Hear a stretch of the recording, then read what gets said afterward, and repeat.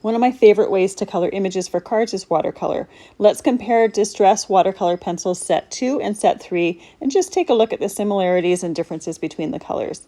The Set 2 has Kitsch Flamingo, Barn Door, Spiced Marmalade, Fossilized Amber, Twisted Citron, Cracked Pistachio, Mermaid Lagoon, Ice Spruce, Prize Ribbon, Seedless Preserves, Antique Linen, and Vintage Photo. And Set 3 has Tattered Rose, Candied Apple, Crackling Campfire, Wild Honey, Crushed Olive, Rustic Wilderness, Peacock Feathers, Tumbled Glass, Faded Jeans, Shaded Lilac, Frayed Burlap, and Hickory Smoke. These are a watercolor pencil, like I said, and the color goes all the way through them. It's really easy to be able to just pick the color up right from the pencil. That's my favorite way to do it. But you could put the color onto the paper and then hydrate the watercolor from there and brush it out.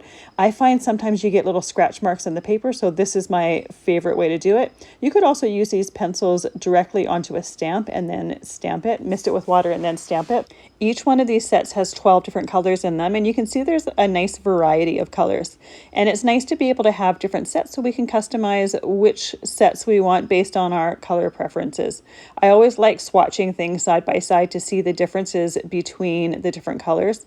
Now, there's not every single Distress color ever made in these sets, but there's definitely a nice variety, so it's nice to have that variety.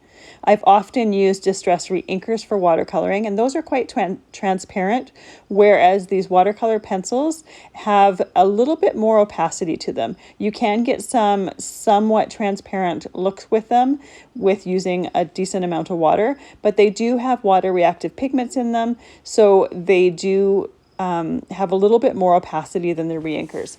You can also use these on darker colored cardstocks. They're not going to show up the same way that they're going to show up on lighter. They're going to be a little bit more pastel kind of looking, but it is possible to get some color showing up on dark cardstocks or dark watercolor paper as well.